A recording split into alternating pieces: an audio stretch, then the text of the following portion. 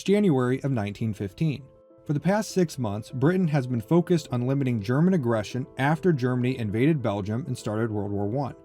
Germany had just successfully bombed the British towns of Great Yarmouth and King's Lynn, making it the first time in over a century that a foreign power successfully attacked the British Isles. The British are preoccupied, and another one of the Central Powers sees a golden opportunity.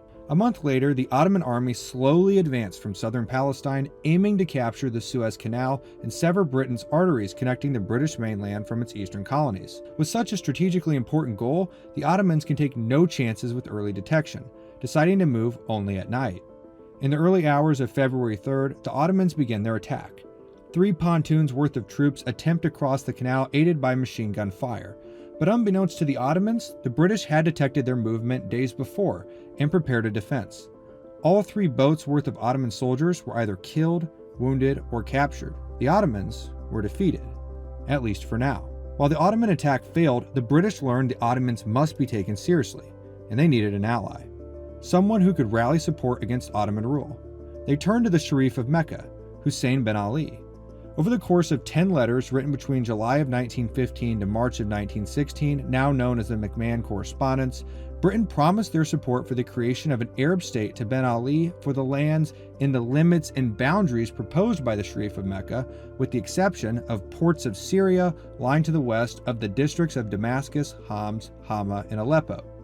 A vague definition, but historically interpreted to mean this area. Enticed by the offer, bin Ali agreed, launching a rebellion on June 10, 1916, and declaring the independence of the Kingdom of the Hejaz. Unbeknownst to bin Ali, Britain has no intentions of honoring this agreement. A year later, the British government, including Mark Sykes, met with British Zionist leadership and agreed to support the creation of a national home in Palestine. At this time, Palestine was occupied by the Ottomans, and roughly 10% of the population was Jewish. The term national home had no precedent in international law and was intentionally vague as to whether it would support a Jewish state. The boundaries were also not specified, although the British government later confirmed that in Palestine meant in Palestine, not to cover all of Palestine. On November 7, 1917, the Balfour Declaration, as it's now known, was released to the public. Hussein bin Ali is irate, viewing it as a betrayal of British promises made to him during the McMahon-Hussein Correspondence, which he interpreted as guaranteeing an independent Arab state, including Palestine. But bin Ali would only have to wait less than a month to be betrayed again. At the same time as the British corresponded with bin Ali, they also planned a separate division of the Ottoman Empire with France. Between November 23, 1915 and January 3, 1916, Mark Sykes, representing the British government, and François-Georges Picot, representing the French government, decided how they were going to split the Ottoman provinces outside of the Arabian Peninsula amongst their respective governments. Britain would either directly control or become a protectorate of modern-day southern Israel and Palestine, Jordan, southern Iraq, and small areas that include the ports of Haifa and Akku to allow access to the Mediterranean Sea. France would either directly control or become a protectorate of southeastern Turkey, the Kurdistan region, Syria, and Lebanon. As a result of separate treaties, Italy would either directly control or become a protectorate of parts of Anatolia and modern-day Turkey, and the Russian Empire would also control areas in modern-day Armenia and Constantinople. These borders were drawn largely due to geopolitical strategic objectives, often using straight lines that ignored existing tribal boundaries. The Middle East is a very ethnically and linguistically diverse area, where the concept of a nation-state, like in Europe, isn't natural. Take the modern borders of Syria and Lebanon, for example. Both countries have sizable populations of Sunni Muslims, Shia Muslims, Druze, and Christians. Ignoring this, Mark Sykes stated he wanted to create a belt of English-controlled country south of a line from the E in Akku to the last K in Kirkuk, now known as Sykes' Line in the Sand.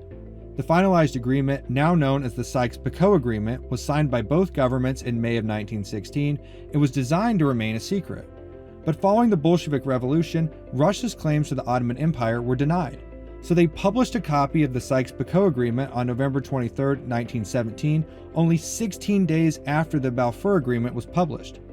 Now knowing that the British were not only publicly supporting the creation of a Jewish state in Palestine, but also dividing up the land they had promised him amongst European powers, Hussein bin Ali seriously considered ending the revolt against the Ottomans, but ultimately decided to continue fighting because he had already invested heavily into the rebellion and saw no other viable options.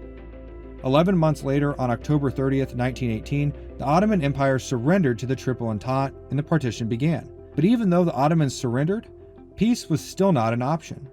On August 10, 1920, delegates of the Ottoman Empire and the four principal Allied powers signed the Treaty of Sèvres, causing the Ottoman Empire to lose almost all of its land in Africa and Arabia, in addition to large areas of modern Turkey to Greece, Armenia, France, and a potential Kurdish state. Unsurprisingly, the Turkish Grand National Assembly, led by Ataturk, not only rejected these conditions and launched the Turkish War of Independence, but also stripped the signatories of the Treaty of Sèvres of their citizenship. Over the next 4 years, the Turkish nationalists fought Greece, France, and the United Kingdom, ultimately achieving victory and establishing the modern borders of the Turkish Republic with the Treaty of Lausanne in 1923. On March 3, 1924, the Turkish parliament abolished the Ottoman Caliphate, ending the last remnant of the Ottoman Empire. A mere 48 hours later, upon hearing about the abolition of the Caliphate, Hussein bin Ali declared himself the new caliph and declared that all Muslims owed him their unconditional loyalty. In August of 1924, Abdulaziz Al Saud, the Sultanate of Nejd and Hassa, declared jihad on Hussein for his sacrilegious act of proclaiming himself caliph, and the British, once again, betrayed bin Ali and supported Al Saud. By December of 1925, Hussein bin Ali was defeated and the kingdom was annexed into the Sultanate of Nejd, forming the Kingdom of Hejaz in Nejd.